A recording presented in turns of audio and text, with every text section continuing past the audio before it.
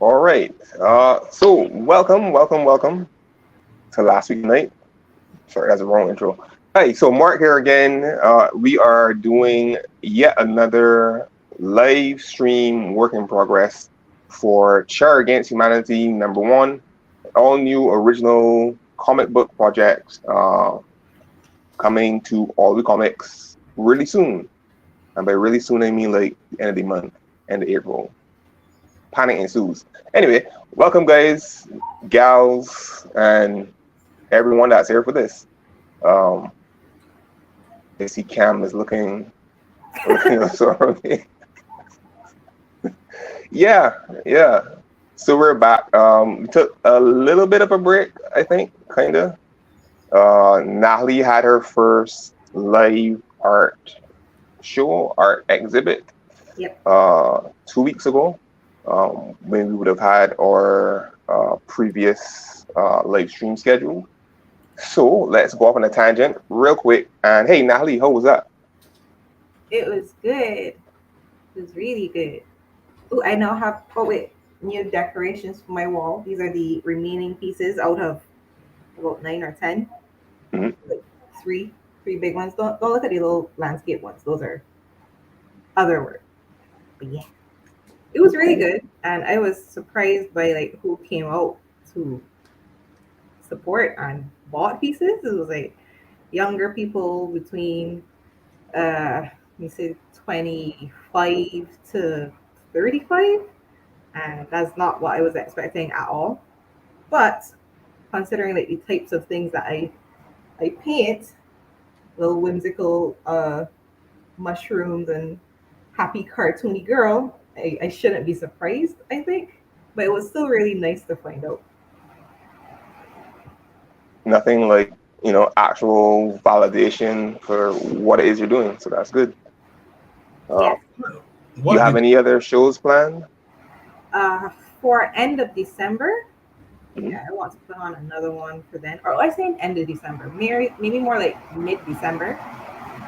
Gosh, it raining. Mid-December, so people could purchase pieces, send them off as gifts, or get themselves a present. Yeah. Sweet. So I'll start stacking my coppers from now. So we got Natalie Jackson original later this year. Cool. Yes. So if you've been watching this stream from when we started, between Cam and Natalie, the focus kind of shifted week to week. We had one episode where Natalie was drawing a page live, and that was kind of cool to see. Then we had another show where Cam was coloring live, and it's now my turn. Yay! So the witty and dazzling conversation I'm going to throw over to Cam and Natalie. Natalie actually asked me before we started if I am good to talk and work. Kinda, maybe, I don't know. We can find out.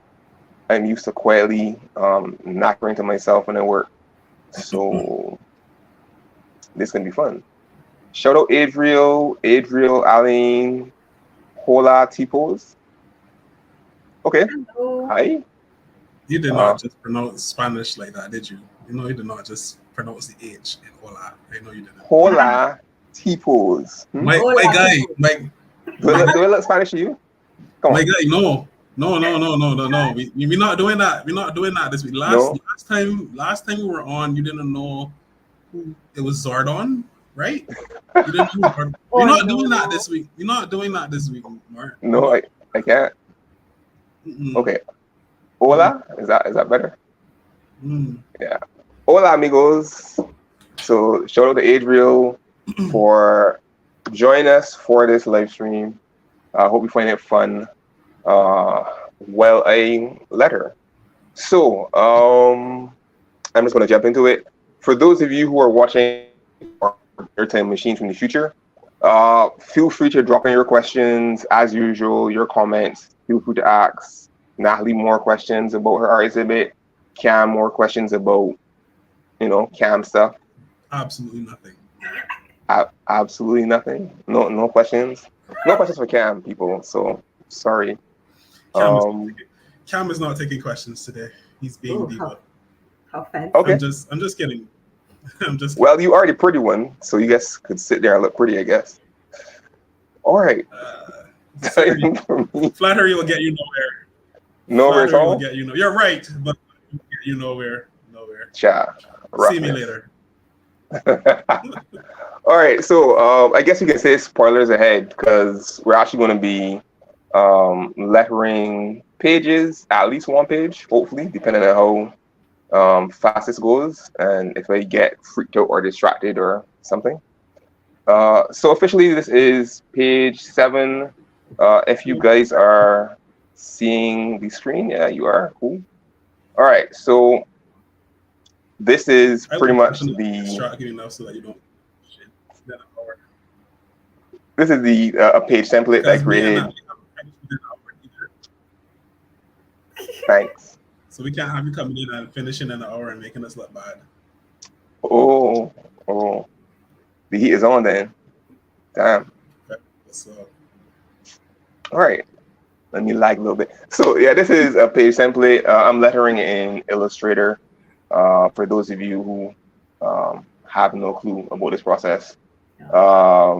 Typically you start with like a header at the top of your page, and over here are all the layers I'm going to be working in for this. Since this is page 7, let me just, yeah, cool. So page 7, so I can keep track of what pages are being lettered. Cameron has a question. Who has a question? Shoot. Cameron has a question. So okay. Natalie is doing the inks and drawing and stuff. So she would have like a layer for her roughs, right? And then she would have a layer for when she goes over it and does the inks, fine tuning it and everything. Typically when I do coloring now, I'm trying to standardize what I do. So I have several layers for coloring. So you have the layer with the black and whites, and then you have a layer for the flat colors, and then you have a layer for probably the highlighted colors, which is like where the light shines, and then you have a layer for where the shadows are, or 5 layers that I have. So for you, why do you have layers? I'm trying to ask it as a layman. Why do you have 7 layers if you're just writing text? Can you just use Microsoft Word? I'm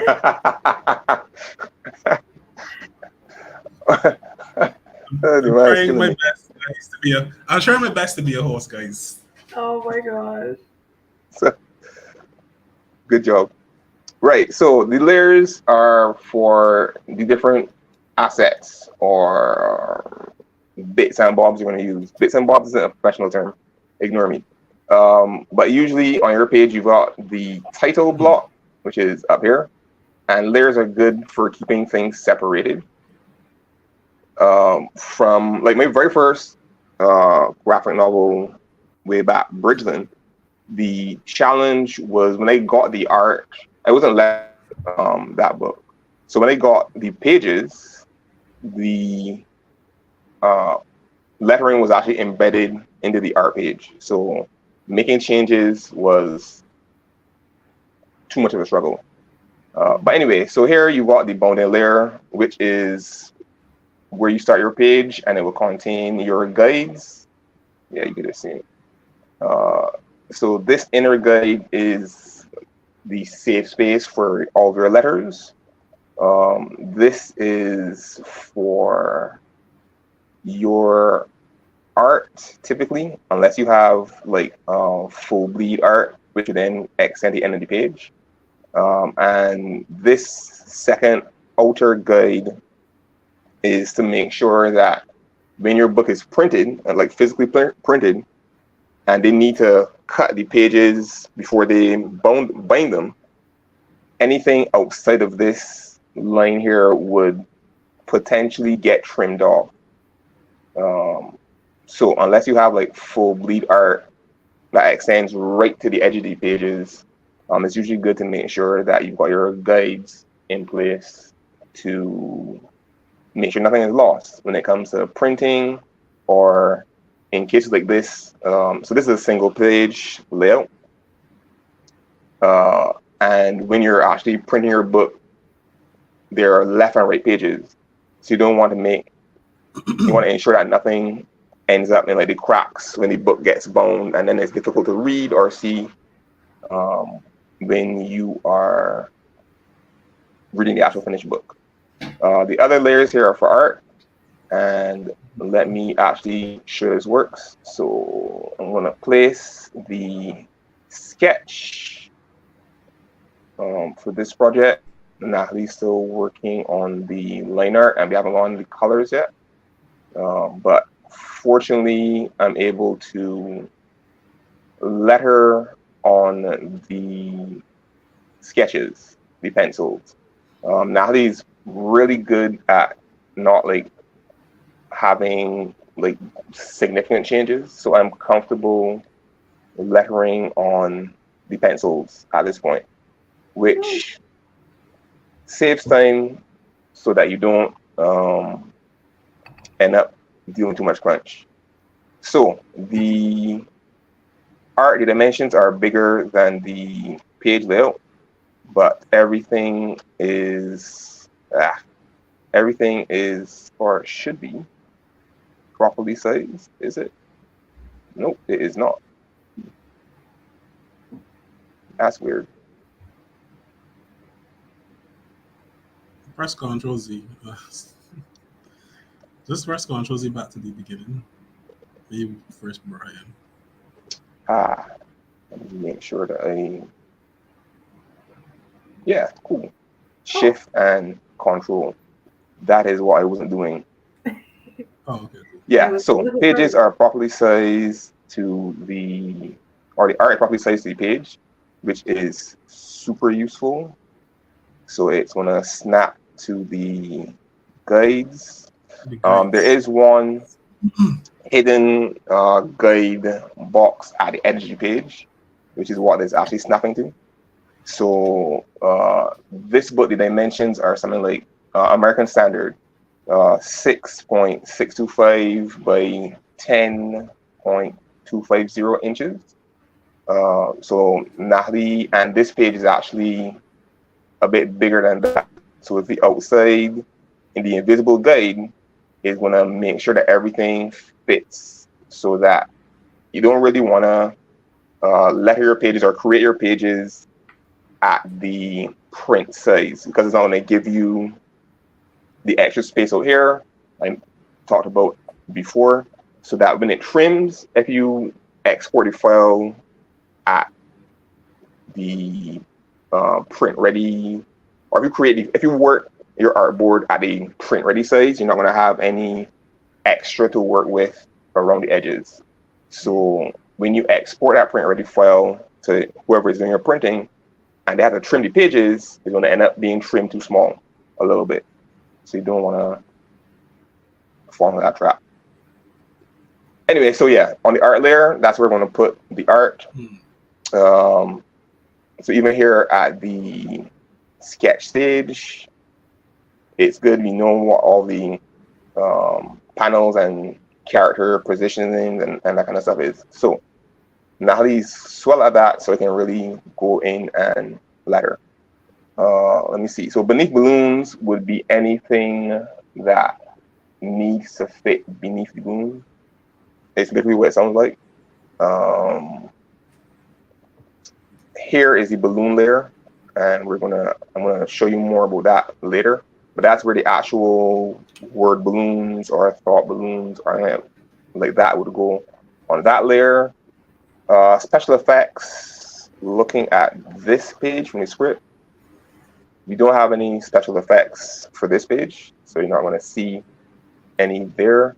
Lettering is where all your text goes, whether it's for the word balloons or thought balloons or captions or text boxes, and that's where all your lettering goes. And the title block is literally for like any titles. So I can repeat this process for the cover art, but then all of the actual title for C.H.A.R would go there. And I worked on that earlier this week, so I can probably show you what that looks like. But cool. On to lettering, page number 7. So again, spoilers, people. All right, so what I'm going to do is use We're very interested in hearing you explain the title. The title block? Yeah, I'll actually show you the title block later. So before we end, so you can see what that looks like. And talk more about that process. So with lettering for comics, you've got different options. If you're working in Illustrator, the ideal is the area type tool. And just when you put, right, sorry. Area type tool only works off of shapes already. So if we're going for, we've got 2 characters here. And what I did with my template, and it's a little messy, but I really wanted to remember all of the possible fonts I want to use for this project. The main ones are going to be animated. That's for all the dialogue. Bada Boom for any sound effects. I had a choice for C.H.A.R between mainframe and man machine. And in laying out other pages and the text with lettering, I realized that I kind of preferred option for man machine versus mainframe for C.H.A.R's dialogue. And there are a couple others in there that I just put on the page and see how they fit. If I like the look of them, if I like the options for things like whether they're regular, italic, or bold italic. All of these, or most of these, are from a company called Blambot. Actually, this book, can you see it? Yeah. Okay. Yeah. This book is brilliant for explaining lettering for comics. The same guy who wrote it, Nate Pykos, his company, Blambot, actually creates designs, fonts specifically for comics. Because, like, say if you were to pull a random font from, say, like Google Fonts, that isn't ideal for lettering comics, and people really dump on Comic Sans font these days. So you're not going to find a lot of comments in Comic Sans. But with a comic font that is designed for comics, the text, all the letters are usually in caps. So here, actually, all right. So that's a balloon template that I already have off these sites saved, and so with the area type font, it's going to actually, you got to click on the path for the balloon, and it'll actually fit all of the text, the litsum, in the balloon. What I got to do now is make sure it's centered and jump to the script and copy the text straight from the script. And paste. Cool. So that's the font. That's the text. It isn't in the actual font. So let me go here and make it regular. Cool. And that is some dialogue. All right, so that's one. What I'm going to do is copy all of the dialogue from the script. Now that I've got the area type, I don't need to create from scratch again. I can just drop in the actual dialogue. And I'm not at the point where I'm going to resize the balloons yet. I'm just making sure I've got the dialogue from the script on the page, and I'm going to fiddle with that. Make sure it's sized properly, make sure it's positioned properly on the page. Kind of had a fun time doing this before, even before I got the art. So I didn't have to end up in a time crunch and be all freaked out. Oh my God, there's a week left and I've got a letter 30 pages. So that's there. All right. So there are two balloon styles I'm doing for C.H.A.R. I think this is extra.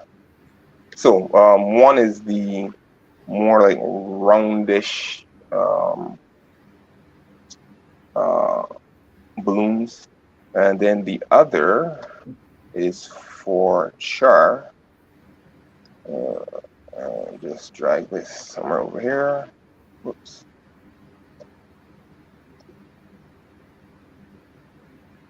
So C.H.A.R, because C.H.A.R is AI turned Android, I want to have a different shape balloon for her. Cam, who is doing the colors for this project, he actually figured out what C.H.A.R's signature color is going to be, which is this orange, kind of tangerine. He was very specific of asking me which color orange. He was supposed to be. Yeah, I was very particular. All right. Why orange, Cam? Yeah, why orange, Cam? White orange? Yeah. I have no idea. I always picture like this kind of turquoisey blue. I had, for some reason, I had the picture of orange, her being like, originally, I figured that she would just change color with like the emotion or thought she was expressing. With any lava lamp thing. But orange, I felt like was probably the most fitting color for her at this point. It was going to be either between like an orange or like a punkish sort of fuchsia purple, to be honest. Ah. So it was that for her color, and then when she became like a android, I actually was wondering if I should keep the color or if she should dye her hair in the same turquoise. I'm trying to get my hands on point. Turquoise, aquamarine color that you're wearing for her hair, just her hair though. But seeing as how like I'm the colorist and there's nothing y'all can do about it, just like I could probably just like change her hair every issue. Not a lot every issue, but every like scene change. Suggestions, Cam? Like, stick it to the man, Marc. Whoa. I am. Stick it to the man. I have like a suggestion box. You can put your suggestions in my suggestion box. And then you'll be saving when you get around to it. You'll see what happens. One thing I forgot to do with the art layer is lock it. Oh. So let me do that now. Great. So that what happens if you don't lock the art layer? Oh, what happens is what happened just now. So let me show you. So art layer unlocked. So when I'm trying to select something, guess what? The art dances all over the place. So lock your layers, people. All right, cool. So unless I miss something, all of the dialogue and the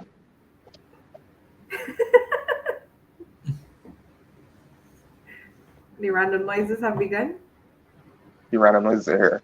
Okay, yeah. So that layer is locked. Great. Wait, hold on.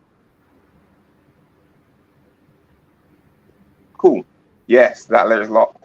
So all of the dialogue, all the text I pulled over and copied to the page. So next bit is figuring out size and placement for your text.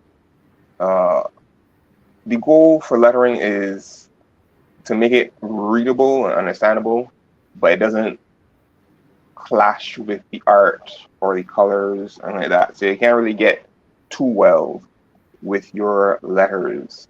And when I first started lettering, one of the challenges for me was trying to figure out what is a good size for reading the text. So right now this is 12 points, and that's a bit too big. For comics, you can probably go like, say, let me show you 9 point. That's 9 point there, which might be a little too big. What? I'm saying like 9 sounds so small. Like when I'm reading, like when I'm generally reading books or text, is like the standard is 12 point or 11. Mm-hmm. And I was like, what are you doing? So with that's for like New Times Roman or Arial or like Lucidia, right? But I like. Mm-hmm. Do I have a comic near me? Hold on a sec. Okay, he's off. This actually did not help my case. Well, one bit of advice literally given is, especially starting out with lettering, to like copy a comic page into your artboard and actually resize the fonts until you got a clear idea of what's a font that works. There isn't really like a one size fits all. With different formats, you've got room to kind of play with the font size. But another factor that comes into play with the fonts and the font size is your balloons.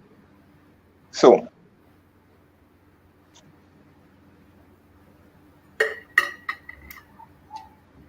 I am working on actually. So I'm looking at Devlin and Tristan's Offset Volume 1. Mm-hmm. Nice. And I also have Devlin's Mask of Bimshire, right? From the same Offset universe. And like definitely, so he uses text in I think this is New Times Roman. It looks like New Times Roman. All right. And I'm looking at like the comic and stuff. And it's weird because the comic print, specifically, like comic print is definitely smaller than the book, but is just as easy to read. And I guess because the book is like a wall of text, you want it bigger, but like the actual pictures break up the text in comics, so you don't have to focus on the individual words that much, so they can be small. I think that's a trick that happens because, like, for me, like I was saying, 9 point font sounds really small, but I'm looking at a comic and I can make this out. Yeah. So maybe that's what's going on when I look at a book side by side from a comic. So I guess it works out. Yeah, you gotta kind of finesse it, figure out what size font works for your book. In some cases, the dialogue, the font itself, the font style can impact that as well. Some fonts are designed to be legible or readable at a smaller size, while others are not. Yeah, here we go. Interesting. All right, so font. So this is 7. Sorry, this is 9. And so there really isn't like a lot of text in this word balloon. That's something that you gotta kind of keep track of when you are writing, because you don't really want cool art to be covered up by a wall of text. You know, comics are one cool thing about comics is that it mixes or brings together images and text to tell a whole story. So you don't want to overwhelm one or the other. A lot of people with comics are drawn to the art, but in a lot of cases, a lot of story elements are shown through the actual text. So that's equally important as well. All right, so what am I doing is tweaking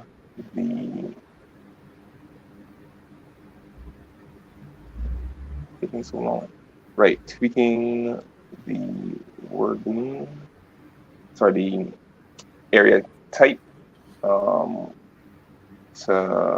get a better fit for the wording. So you want us to just let you work more, and then me and Natalie just talk about other random stuff that we've been doing, and let you have some concentration time? Am I Or floundering? Does it seem like I'm floundering? I don't know. I'm floundering? just. No, never. Not you. Actually, but no, actually no. No, you're good. I was just asking because we had the courtesy of you allowing us to work and do what we had to do, focus on that. And you were hosting the show and you were talking with me or you were talking with Natalie. Well, we each did our own thing. So I just want to make sure that that's okay with you, because we could do that for you too. You don't have to carry it all on your shoulders, big bro. Oh, thank goodness. It's hopefully I'm being coherent. Hopefully, let me know if I'm not. You are. So yes, okay, so you are. There's nothing wrong with what you're doing. I'm just Great. making sure you know, I'm holding space for you. Appreciate it. I'm holding space for you.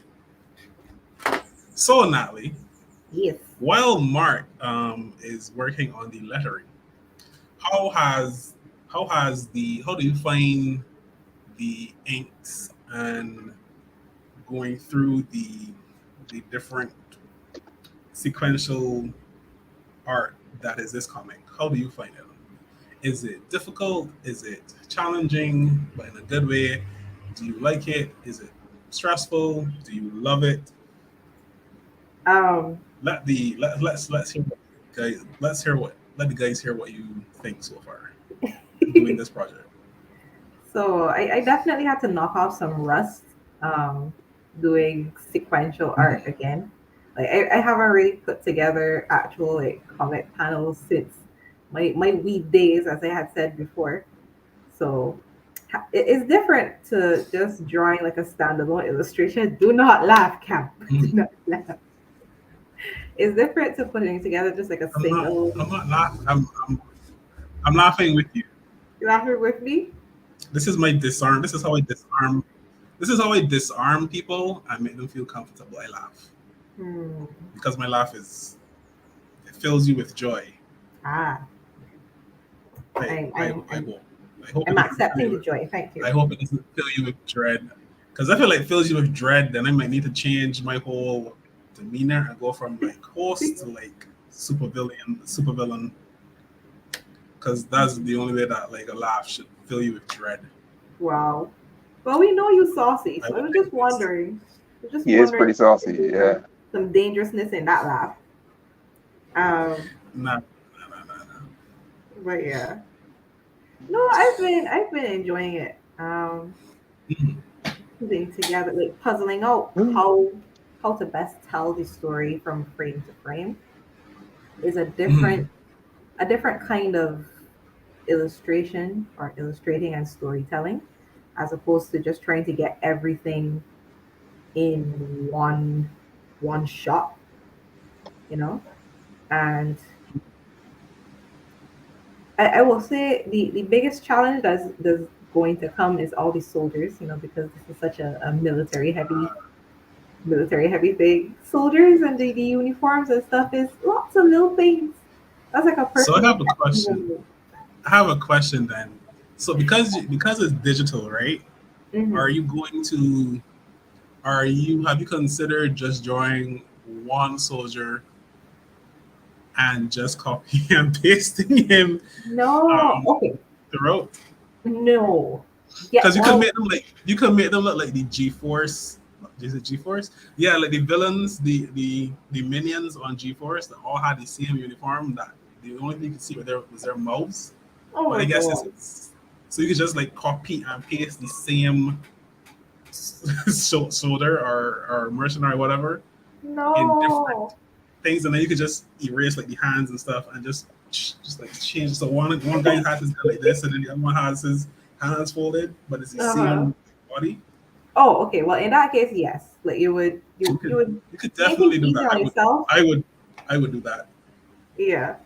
It depends to me because like if it's a panel with like say 12 soldiers standing up, then sure you could like copy and paste and just move around a few things in there. But if it's like it's 4 soldiers standing, you kind of want like, you know, it's small enough that you don't want it to look like you just like.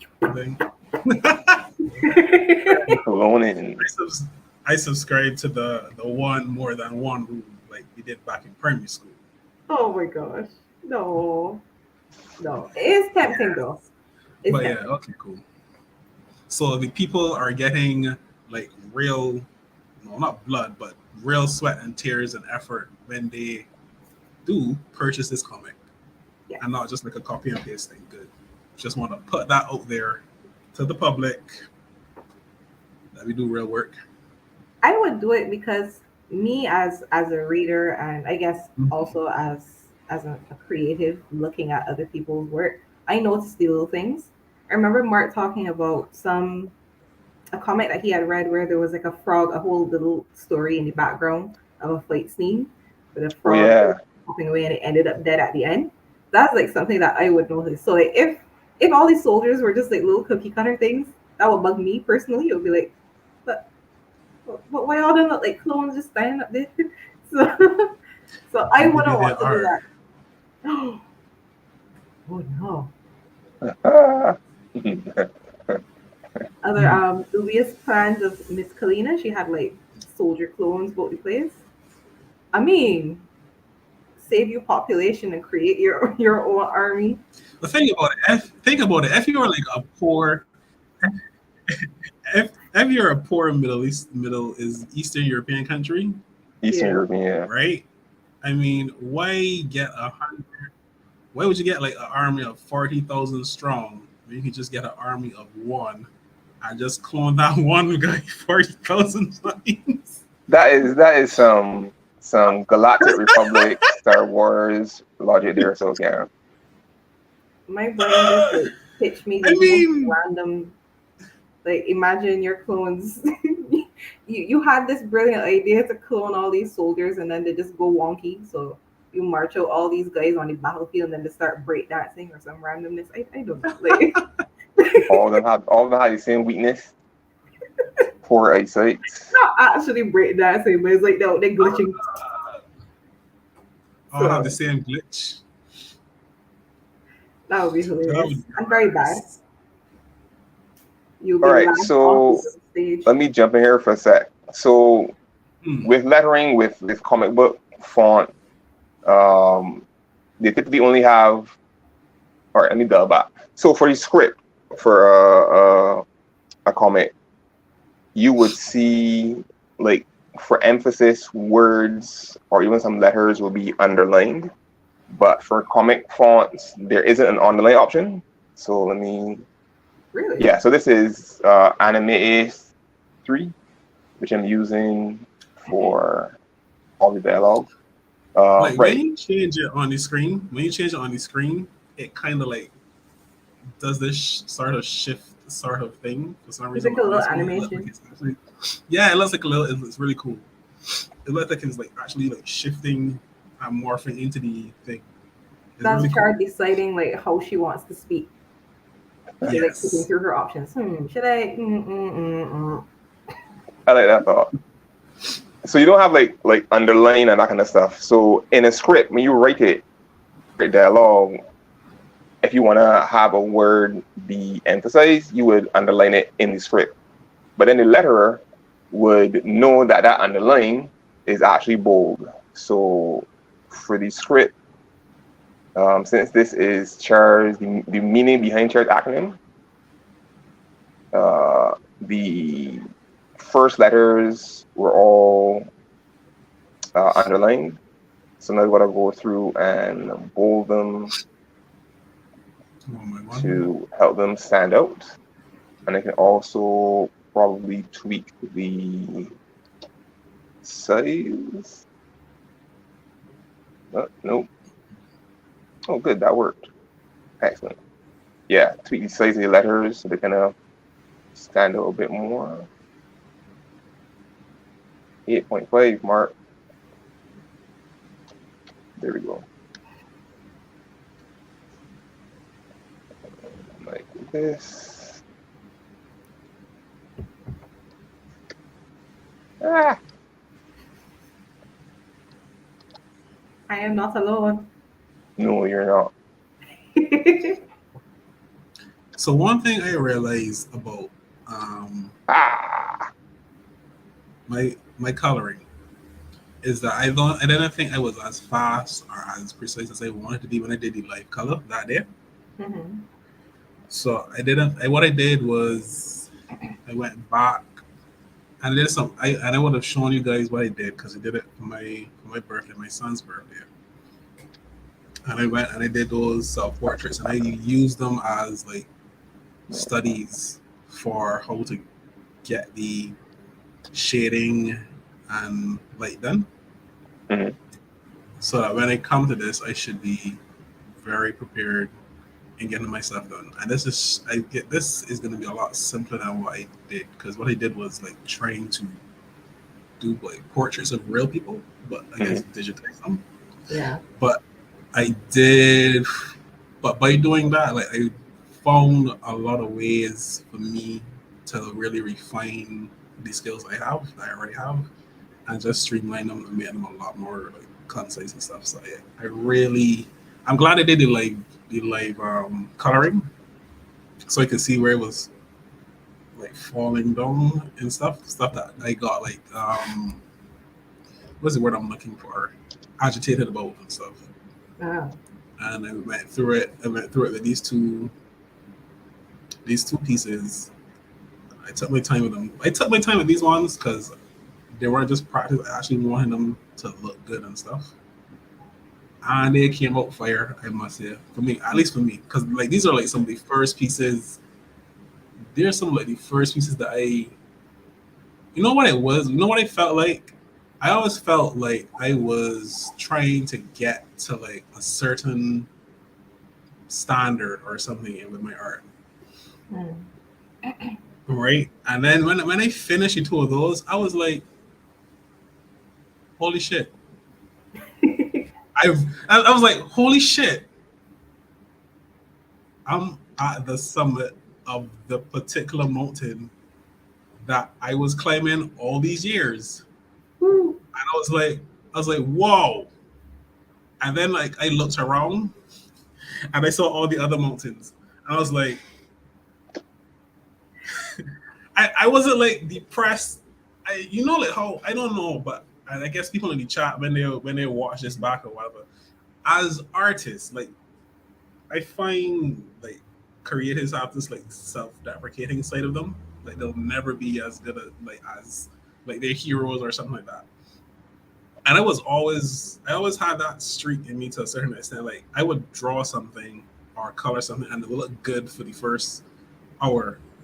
And then I would look at it and I would pick out everything that was wrong with it. And then I would look at other people that I wanted to be like and say, well, I'll never be this good, sort of thing. But when I did these last things, I don't know what it's like, what it is about creatives, but we can be really neurotic though. yeah, you know. Don't know. Yeah. But it felt weird because I got to where I wanted to be, and I could not pick out like any flaws or anything. There were like one or two things that you noticed, and I really couldn't pick out anything significant. So that like imposter syndrome or like negative side of me was like, I can't say anything. Yes. It's like Sorry. I have no. It's like it's when Gandalf came back from Lord of the Rings and told I think it was Gandalf. They said you have no power here. The king from Rohan was like, you have no power here. Yeah. It was kind of like that to the bad voice, and then I was just that feels amazing, right?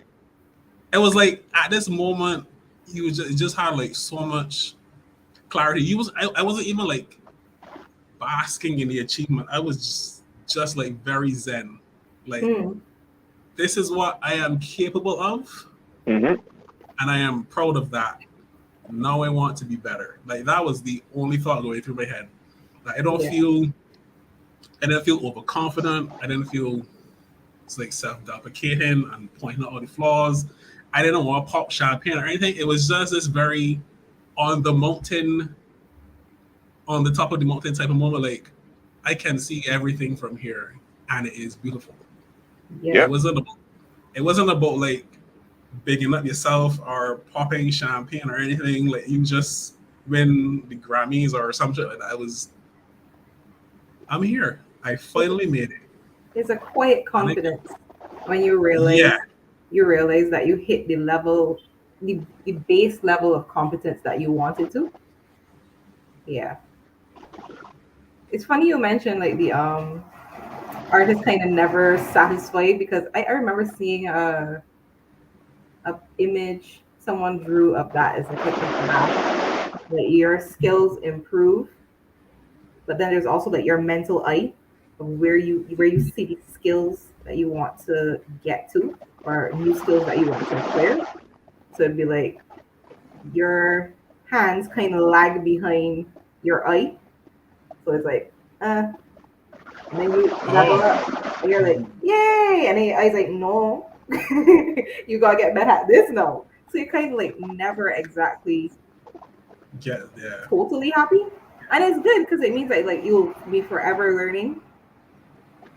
But eventually you're gonna have to get to that quiet confidence stage, because the better you get, the very more minuscule your improvement would be. Go ahead. Yeah. The very more minuscule your improvements would be. So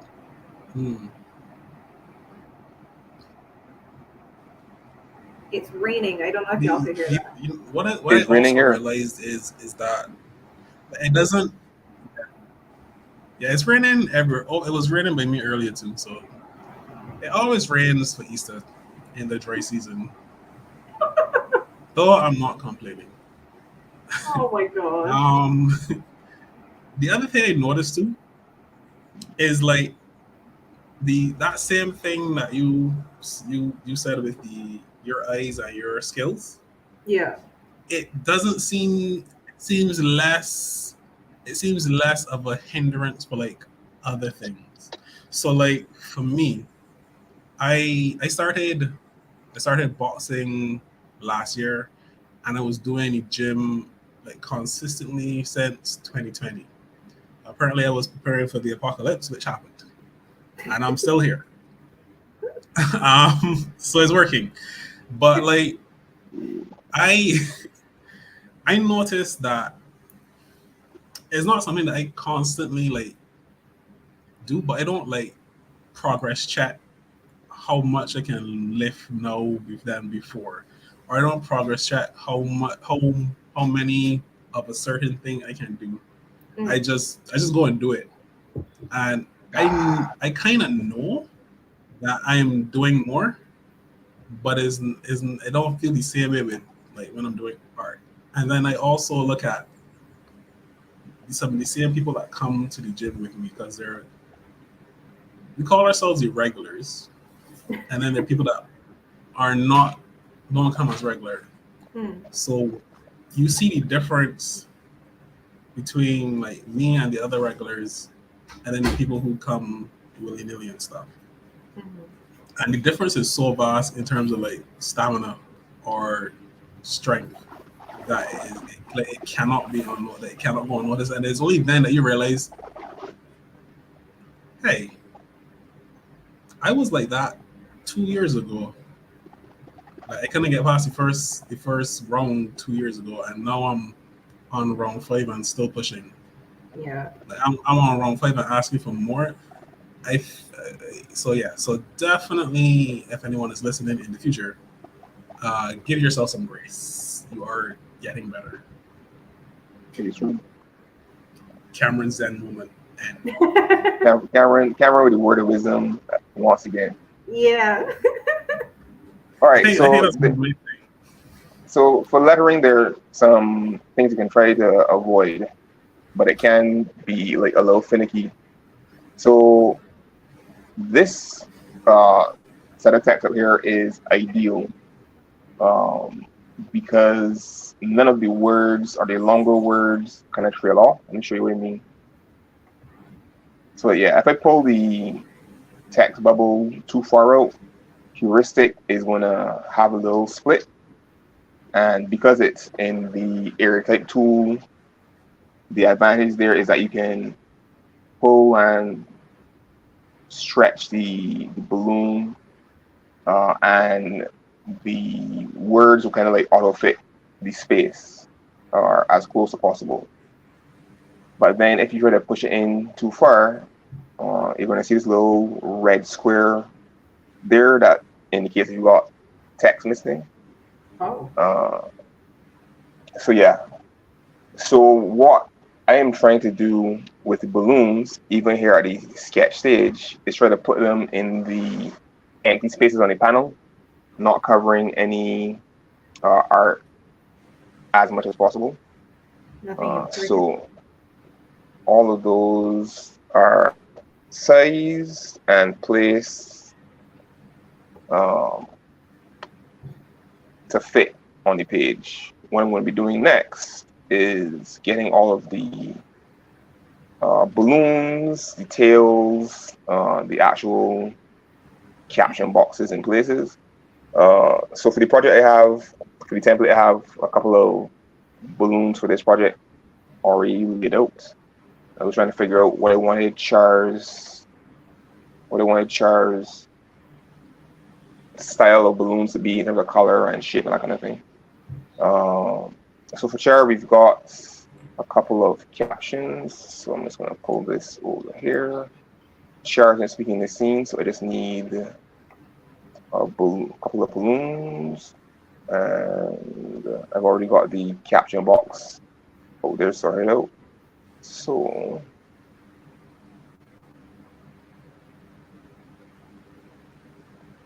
I need to that fill is black, and this should be black as well. Make sure that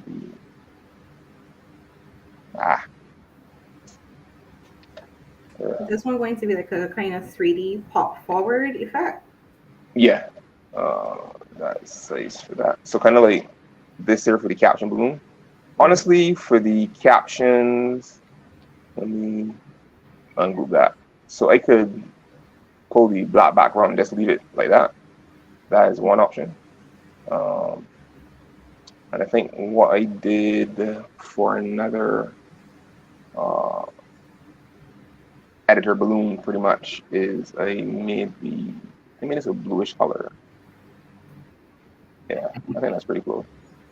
What I'm going to have to do at a later point, once I've got the actual colored pages, is to go through and make sure that there aren't like clashes with the actual colored pages. So we can ditch that. Cool. I think I did something else. Transform and share. Yeah. So it isn't like a flat square anymore. It's got a little slant to it. Make sure it's indeed. Nice.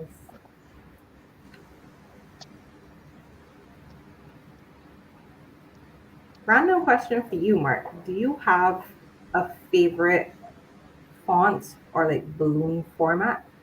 Like for me, I'm not sure if this is as prevalent in comics, but in manga they have like the cutesy character. Usually they're kind of dangerous, not always just like cute. It's cute belying something very dark, but they tend to have like this kind of fluffy, bubbly text bubble. Mm-hmm. That I like to see that. Do you have like any kind of favorite configuration, be it fonts or balloons or anything like that? Uh, I kind of like. So one of the types of word balloons styles that's gonna fall out of favor is thought balloons. So they're kind of like the fluffy cloud type of thing. Yeah. And that's usually for thoughts. So when characters are thinking stuff. So for instance, this, that, make it simple. So thought balloons have been replaced by captions or caption boxes. So this one putting together here now.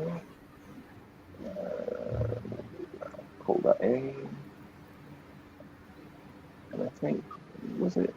Oh no, this was different. So for C.H.A.R, since their signature color is orange. Tangerine orange. Tangerine orange, correct. Did you look at like a pan code for this? That you giving it this very Pardon? specific name? If you looked at like a pan code for this color. Yeah, he did. Actually, I did. He was like, "Which orange is it?" And I was like, "Orange." So I literally went online. I was looking up. Is any chat actually? You know, is any Yeah. chat? I went and looked up different types of oranges and I had like this grid, and I was like, "This one and this one." Yeah, he did give me two choices for orange. Honestly, I was like, nigga, orange is orange, my nigga. No, Just orange is not orange. You being a dude though. Yes. I was being a dude that day because I was at work and I was not in a good mood. I actually can't And hear I was either doing something or trying to not do something. Wait, And then you were like, which orange is it, Cam? I can't get So, spicy. Ah. very spicy. I was actually here. I telling you that orange isn't just orange. They're different oranges. And then I'm looking around my room, and like all the oranges seem almost the same. Hush. It's Because just it's orange. bad. No, it's just a very bad coincidence. Like I have a Is paint on my desk. is orange even a real? Is orange even a real color? Like, or is it just What a are you talking shade of about? red and A shade of red? or yellow? It's on a It's like the sliding unholy scale child between of the red. two. So is that font? Yeah, 10. Cool. There's burnt orange and orange yellow or yellow orange or red orange or They're close but different. Where is it? Looking for You the dig into picture. the chat? How long ago did you ask me that? Because I kind of want the chat to see. It kind of Yeah, feels like forever. I kind of want like. I ain't trying to be funny. It feels like it was a while ago. Ah, Yes, Why? comrade. rah, rah, rah, rah. You know, Mark, you know about the I'm just forbidden fonts that are now outdated and they say you should never use. I know that Comic Sans is one of those ones. People are like dumping on Comic Sans. But isn't this just like Comic Sans 2.0? No, No, no. I'm not like completely au fait with I found the picture. fonts, so like it looks similar to me. That's all I can say. But I am a font novice. Well, I can pretend like Amazons are like super font expert, but nah, they're different fonts, and to a novice, they're gonna all look the same, literally. But yeah, so does this actually have Comic Sans? Let me see. This does look like Comic Sans 2.0.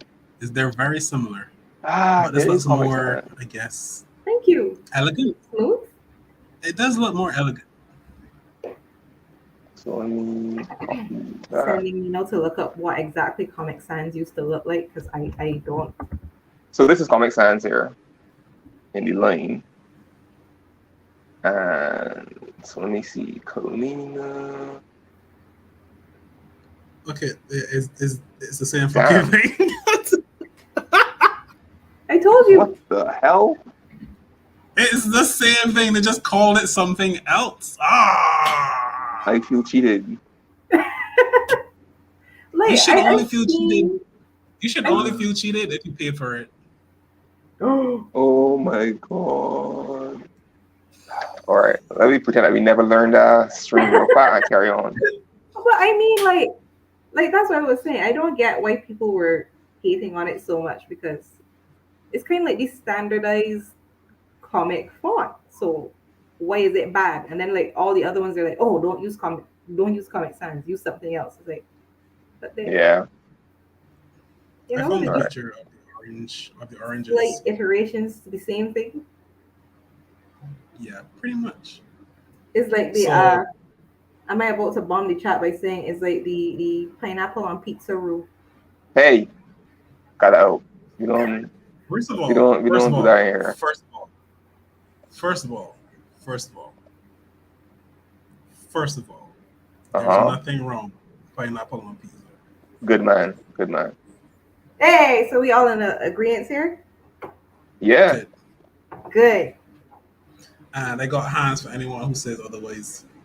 What was the really weird is if you're a like honey glazed pineapple on ham kind of person, but then you would hate on pineapple on pizza. It's the same flavor kind of thing, you know, like that slight tang, slight sweetness with meat stuff. Yes, nice. Good. So I have fun with you want to hear all the different oranges that I had to choose from? Oh, you found it? Yeah. It actually has like the RBG or the hexadecimal colors in them. You added it in the chat. Oh no, because I couldn't find it. I had to go in the info thing. I looked for the pictures. I want to see. I will try to. Yeah, I am. Is like, but the list for the people listening. There's orange. There's papaya. There's salmon. I thought salmon was pink, but I guess Not pink. some salmon might be orange. Ah. Coral, right? Yeah. There's rust orange. There's carrot orange. Apparently, there's a wheat orange.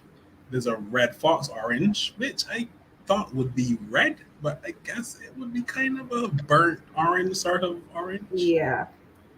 There's tangerine, which is what he is using. There's there's a there's there's an orange called red sand, which doesn't make any sense because it should be red if it's red sand.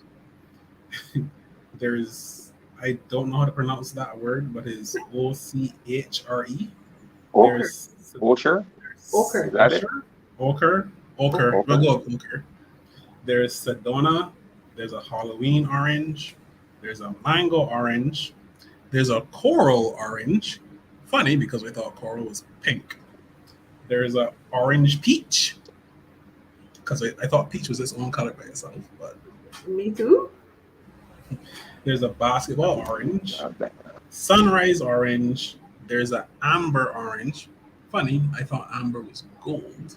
This was the other orange though that I chose. That it was between this and tangerine. Okay. And there's something called tumbleweed orange, and then finally pumpkin. These aren't orange. I hate that so much. Like that's actually a pet peeve of mine. How like people name colors or name things. Children. Parents is named children foolish. Anyhow.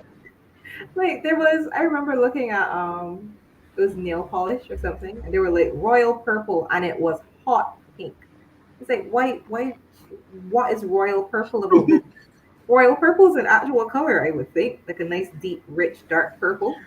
Hot pink thing. I feel like it's just like marketing sometimes. I thought it would be like this deep, deep, deep purple that you would actually see like Nah, royals in. Like, what are you doing? Where is this chat? All right, I'm gonna step back to the chat for you now.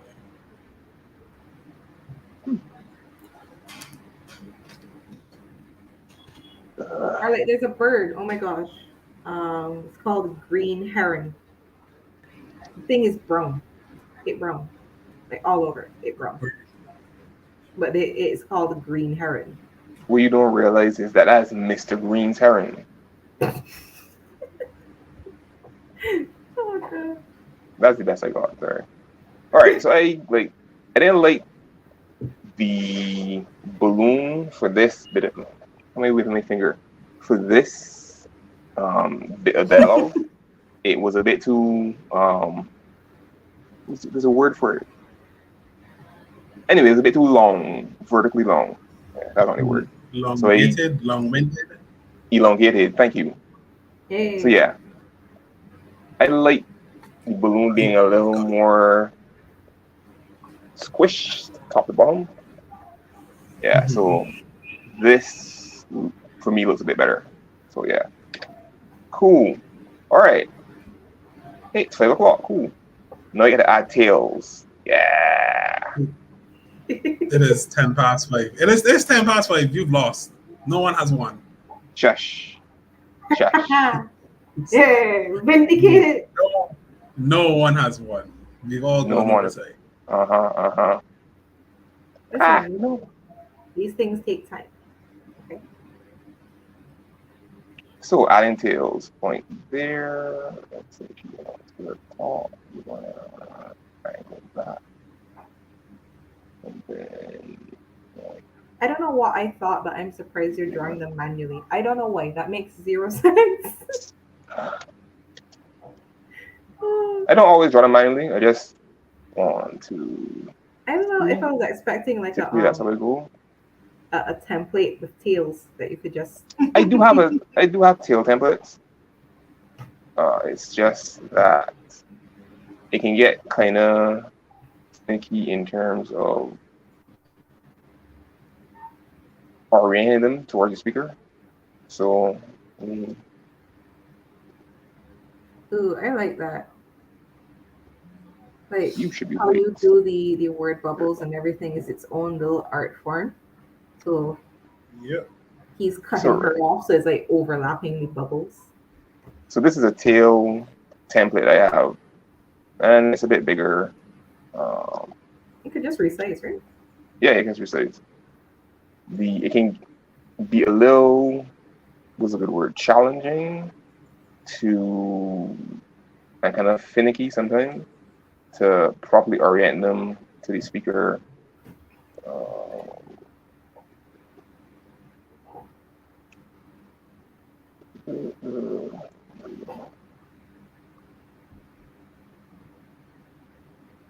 and resizing them and what's not.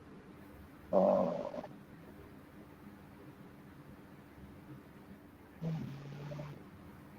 with rounded corners. This looks like stress. Not that You it's think hard, so? but it looks like stress. It looks like this would annoy me. This would annoy me greatly. Cam just looked at this whole process and was like, no. I am You know actually what? enjoying it, although What? it feels like a bit more pressure to be doing it live. Ah. Yeah. Yeah.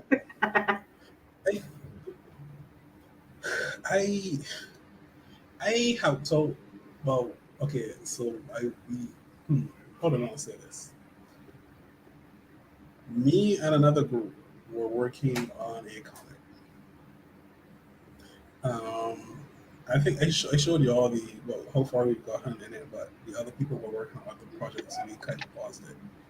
And I did the lettering, much like what Marc is doing here. One of the other people was supposed to come and put in the same. What do we call it? What do you call these things? Pointers? What do you call them? Tails. Tails, right? Tails. But what I did is I found the white space on the pages and I just put like the words next to the person that is saying them. So it's like there's no confusion of who's saying it without any need for details. And I'm like, we could just leave it like this. How about we have tail-less word bubbles if you can't do that? So not all the way there. And I found it worked out. It looked pretty clean. You find you have to have like more spacing and stuff going on in that case, so that each person's word bubble could be close enough to them without like covering up too much. Mm-hmm.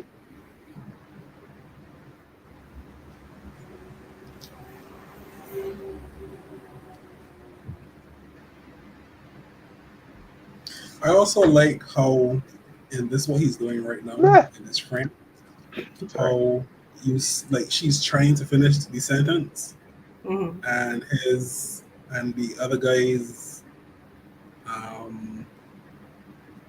guy's dialogue actually cuts off her dialogue in the bubble itself.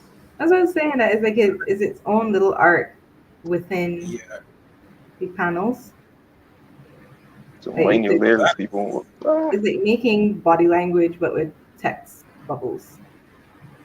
Yes, it is. That extra layer of like conveying the attitudes and stuff that are going on. Yeah. Think of all that stuff. I would not interrupt her talking though. Huh? I would not interrupt her talking. He's either a very brave or a silly man. He doesn't have to be doing it rudely, even though, like, that's one of those. That's one of those hard to decipher things because you can't actually hear their voice. But like I don't even try to interrupt. You know what? I'm not going to say that because then I would. You get canceled? No, I wouldn't.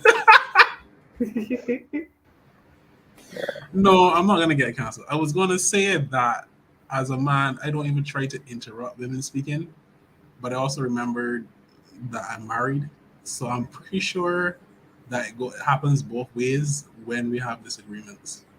So I was like, you know what? Let me not call anything on myself. Why? I'm pretty sure that in my past I have interrupted my wife and vice versa has happened. When having regular conversations or like discussing stuff or arguing and stuff like that. I mean, it's fine. Get things on the right layer. Just don't be a regular dick about it. Just irregular. Like it will happen. Wait.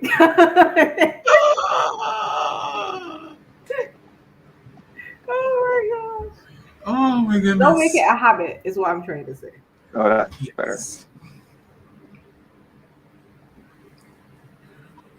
Finicky. I'm digging. Just add a little curve. I'll go away.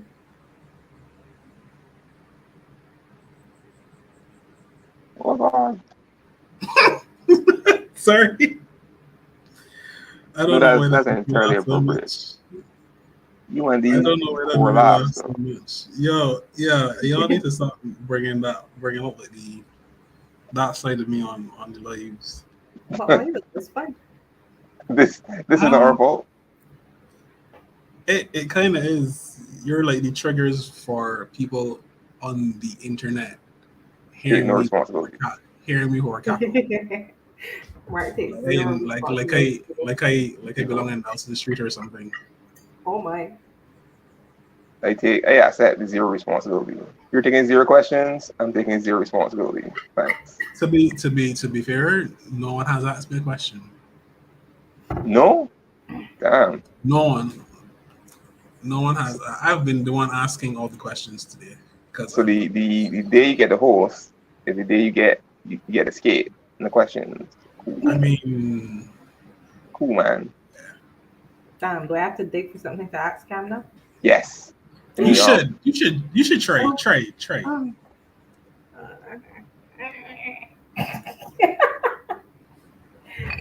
yourself. That was me running away.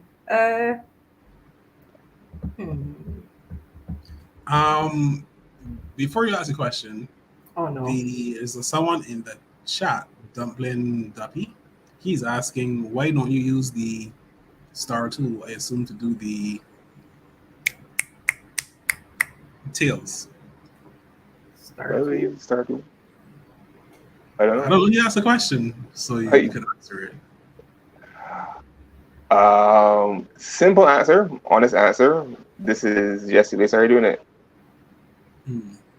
Because with the star tool, you can have the star tool itself has but the star tool just makes like stars, so and then I would have to spend a lot of time. I don't know. You can have a two-sided star, I guess, a 2-point star, and then fold it in on itself. Or just something like that. I don't know. Exactly. You can do a lot. Yeah, because when you press the star tool, you can't see me while I'm actually pointing at the screen. You can see how many points on the star you want. How are you doing that? I actually didn't know you could do that. Oh, is an Illustrator is on the up and down keys. You can actually toggle between the number of points on the star. Well, damn. And then shift will orient it. What was the least amount you can have, Mark? 3. Turn into a triangle? Yeah, 3. But honestly, I've never considered the star tool for that. Yeah, I guess you could just use the triangle and then manipulate it, stretch it how you want it. Yeah.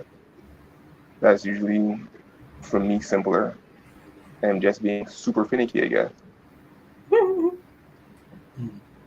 Release component shape. But yes, Natalie, you have a question. As co-host, you can ask. You can ask me a question. Okay, so I know you have a 9 to 5. Mm-hmm. But did you study art at all? Was that ever like a career path thought for you? Every time I tell this story, I shed a tear at my at my own folly. So I have always loved art. I was good at art in primary school. I love doing art in primary school. I love doing art all the way up to 3rd form in secondary school. And in secondary school, in 3rd form is when you get to choose the subjects that you're going to be praying for CSC. Yeah. And I did not choose art because I did not choose art because there were two reasons. One, I could not choose both art and Mark, you doing nothing. and IT. Really? And I heard that you had 20 SBAs for art, and I was like, there's no fucking way I doing 20 projects. Fuck that. So, and I was like, this is back in like 2003, and I was like, you can't even find a job in art anyway in Barbados. Like, what am I gonna do? Go and draw paintings at the side of the bridge, or draw comics for the nation, like that one guy. Mm-hmm. And I was like, well, I'll just do biology. And in biology, you draw diagrams, so I guess I kind of do art. Yeah. So that's why I never like followed through with art as a degree. It was a very stupid decision on my part. I think I probably should have done art. I would have probably been really great at it. But I have never stopped drawing, and I've done courses in graphic design, and I've done one or two courses in graphic design. I did a free course in Coursera on graphic design from the University of Colorado during the lockdown when Coursera was a big thing. Mm-hmm. And I also did a course in plot writing. What was it? It was like writing the plot. I think I could go and look for it, but I'll go and look for it. Wow, Marc. If Natalie did not say anything, I would not even have noticed that.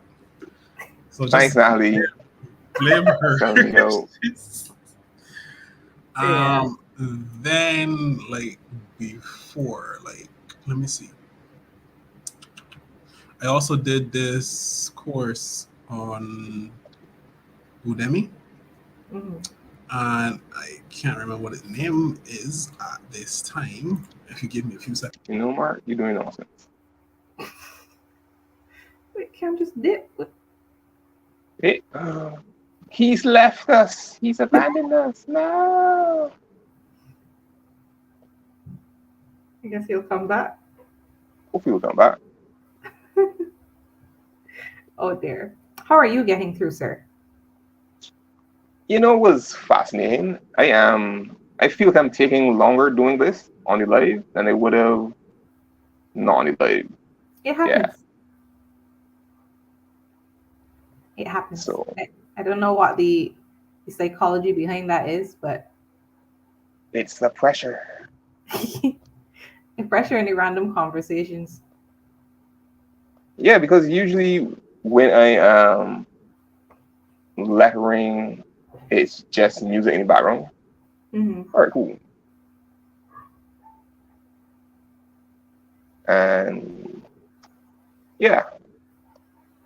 So that connects across there, and oh look, we're done. Cool. Yay. So that is one page for C.H.A.R that is lettered. So the only thing left to do, and I kind of like to leave it for last, is converting all of the text to outlines. And the reason you do that is when you buy fonts, you usually buying a license, and best practice is to not share the fonts, pretty much. That's one part of it. The other part of it is if the printer doesn't have the fonts you're using, then the fonts aren't going to show up as they should. Oh, that makes so much sense. Yeah.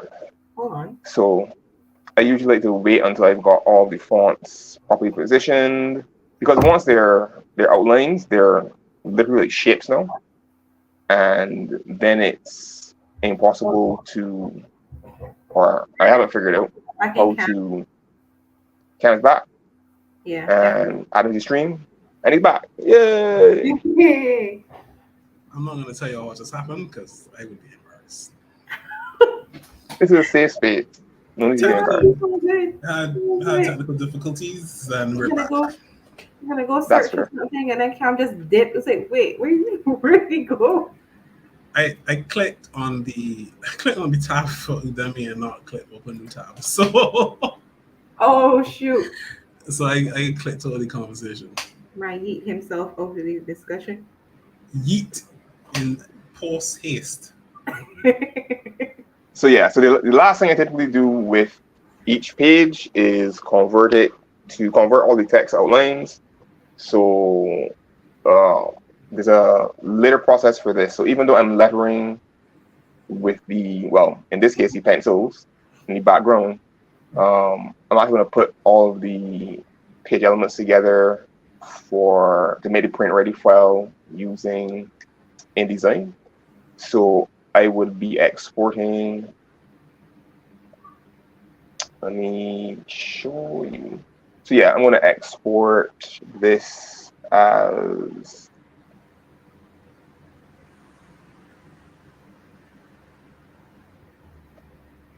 So for actually the pre-flight process for putting your pages together, instead of trying to embed at this point or export the page with the art and the lettering, I'm just going to export the lettering itself. So let me call this C.H.A.R.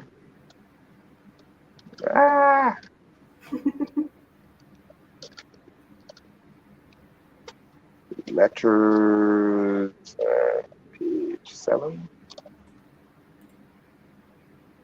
I think that should be good enough. Use artboard and export.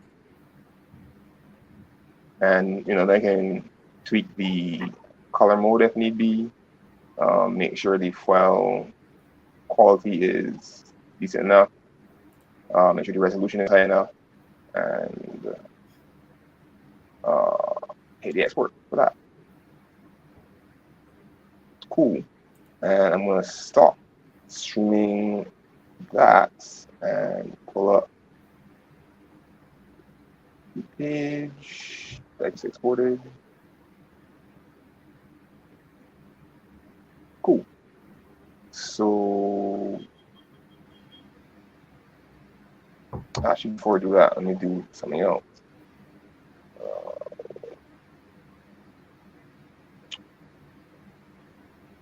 Right. Export again. Export as. How I know seeing your messages. Use artboard and export. Oh my goodness. But yeah, so it's called the character design course by a guy named Scott Harris. Okay. Oh, that name sounds familiar. I think he's a really popular or well-known artist. Let's see if we can find him on what's the name of that place. All right, so if I'm doing this right, I'm doing it right. Yeah, cool. So yeah, this is what. Well, minus this, I should have hidden that, but this is what the page is going to look like. The file, the white space in the background should be a transparency at that point. So I would get the finished colored art and layer the letters over this. And since Natalie is so good at what she does, everything should line up on the page. So I wouldn't need to ideally do any fiddling or repositioning with this. So yeah, it's just lines from there. Yep. Let me see if I can. All right, there's a guy. He is quite famous. So I will post his art station in the chat, so you can follow him on art station if you want to. So imagine if this was the finished page with all the colors and line art and stuff. That's what it would look like. Ideally, everything being equal. So yeah, that is the process of lettering a page for C.H.A.R Against Humanity. I promised you guys to show you something else. Give me a sec. Let me pull that file up.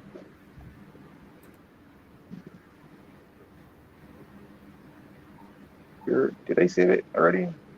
So one of the things I've been doing as well for C.H.A.R is trying to figure out what the logo would look like for C.H.A.R. And oh my god, I can't find my file. Yay! Ah, yes. The logo and the title card. Tell them how much fun you had. Remember that comment I made about creators being a bit neurotic? Yeah, that was my experience. Yeah, so is this the file? That's one of them.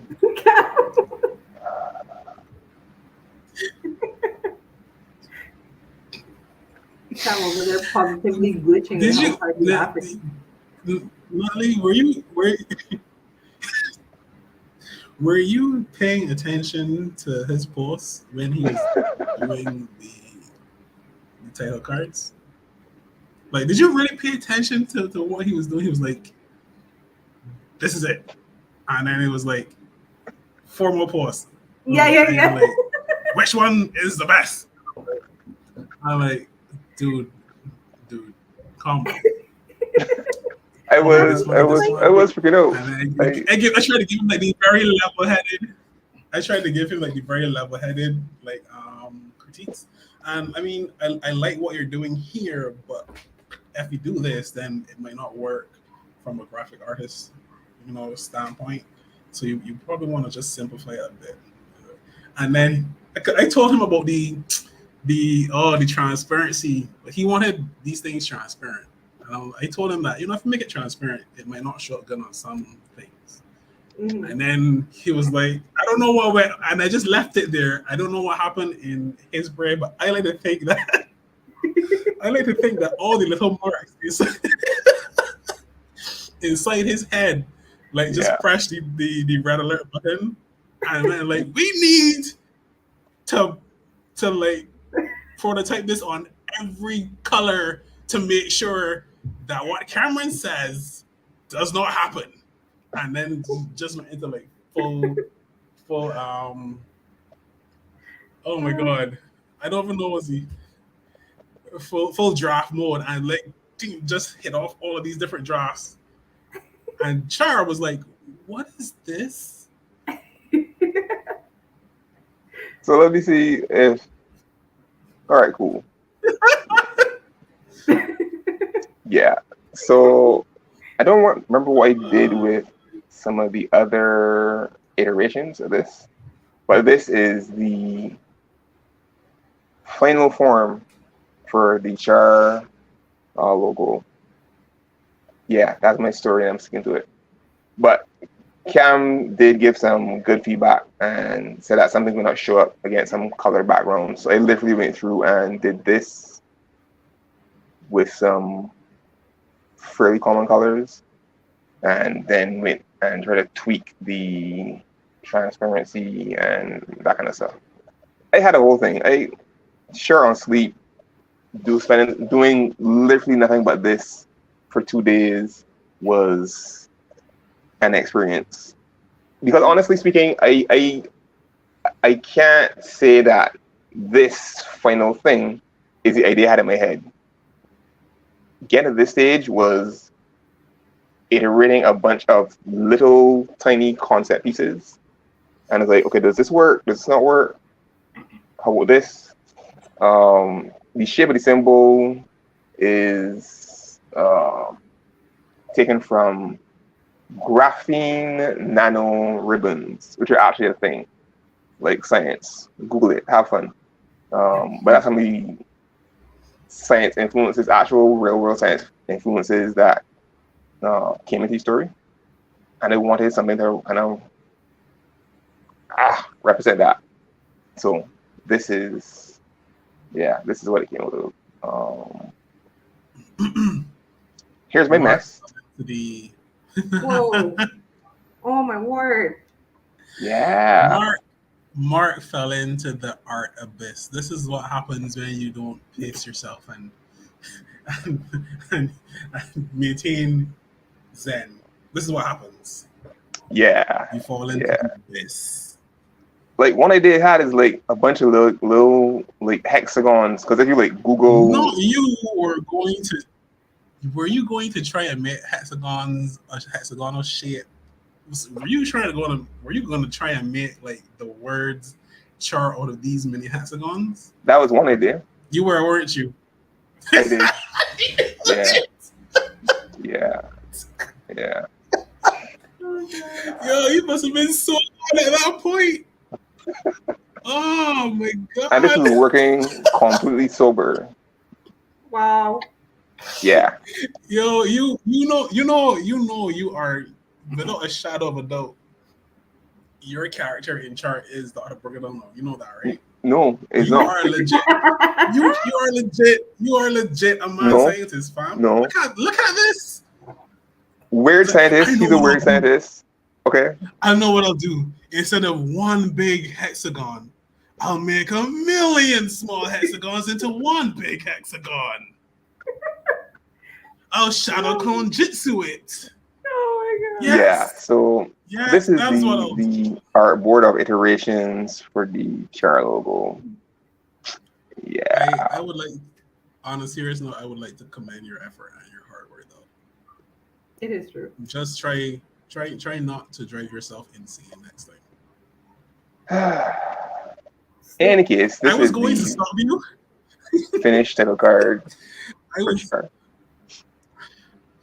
was going to stop you, but I wanted to see how far down the rabbit hole you would go before. I wanted to stop myself. Like literally, people. I came into the work chat and it's like, I can't stop. Help! Oh no! I needed somebody to stop me before, and it was before I got this. No. You said something like, I said no. I stared into the abyss and it stared back or something like that. Yes. You blinked. Yeah. You blinked. Yeah. So this is I'm kind of happy with this. This is what it looks like. What's the word for it? I am happy with it, and I'm glad you went through that whole process and came to something that you liked. I like this more once I put it on like the cover template, because it, in a way, kind of made it more real. So I'm sure, like when I get like a printed copy in it, I'd be losing my shit. Marc gonna be on the ground, flailing. Ah! Yeah. So that was the process. Marc, you actually said, "Peoples, I have a problem. I thought I was done with the title card, but I can't stop. Can't move the receipt. Help." You actually said that. Yeah. Fam, he actually said that. I did. And my reply was a sigh. And I was like, you stared into the bliss and you blinked. Now it will consume you. Oh no. And then he did say that. And then they posted a picture of someone floating in on a bit. And I was like, oh, this is such a cool concept. I'm going to paint this. Now totally the darkest dark. Marc's like struggle, mental burden. Yeah. Like, oh, this is cute. Thanks, Cam. Inspiration. I run off, leaving for me to suffer. Marc is literally going mad. Marc is literally going mad. What time of day was that post? Brilliant. I love it. I love this group. Oh god. This was what time was that post? This was probably this was Thursday. You said that at 10 minutes 11 in the morning. Okay. Sorry, it wasn't even minutes past 10. You said at 10:15 on a Thursday morning. Yeah. This was literally just 2 days ago. Ooh, comments in the chat. Since I'm not lettering anymore, I can look back. Dumpling Duppy is saying Comic Sans is hate because of its uneven spacing and height, and not really the look of the font. Yeah, that is actually vital for comics because typically you have not a lot of space for your lettering. Like not to like keep gassing up Natalie or anything, but Natalie does leave space in the panels so it doesn't feel congested me trying to put in letters, and there's usually space between the art, like empty space you can just slide the lettering in. But if you don't have a font that is designed specific for comics, you can have issues with the kerning. Yeah. And the space between the letters and then the space between lines. There are words for that I don't remember right now. Kerning. But if you don't have a good font, yeah. Press the up arrow. Dumpling Duppy in here having fun with the comments. Thanks a lot for being here, man. Yes. Oh my God. I know. It's horrible. But yeah, so that's it for this lettering episode of our work in progress live stream. Like I mentioned before, this project is slated to be finished at the end of April.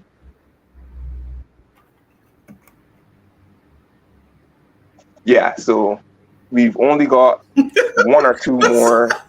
Why are you looking at the camera like Where's that? Can stop? You know what is. you look like just now? You look like one of the guys in the office.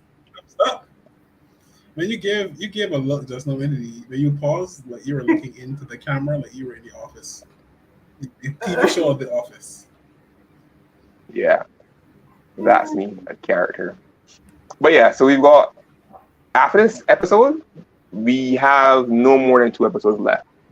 So in 2 weeks, which is the 22nd, that'll be the penultimate episode for this live stream series. And then we probably do one more, probably the first Saturday in May, to let you guys know how you can get the book, where it's available, that kind of stuff. But fingers crossed. So yeah, again, you can follow Alluhwi Comics on Instagram at Alluhwi Comics. We've got Cam. It's here somewhere. Let me make sure I'm actually reading the show notes properly. Right, good. So Natalie, you can follow Natalie on IG at njclaws on IG. And she's got a new page for all of her illustration specific stuff. njclaws.illustrations. Also on Instagram. And you can follow Cam and ask him plenty of questions at Art of Jin, JIIN, also on Instagram. So those details for social media will be in the show notes. You can check it out there. You can also support this project on Ko-Fi. Actually, Ko-Fi membership for C.H.A.R is going to close out very, very soon. And that membership gives you a chance to get the book at a better price than you would for retail. We're actually going to be making a bit of a change to the Ko-Fi. The idea behind it was, by the end of the project window, 4 months, you only be paying like a little bit per month, and then you get the book out something like $3.99 US for digital, and I think $5.99 for in print. So we're going to be making changes to some of the tiers to give you that final price for the last, this is what, 3 weeks now of the membership.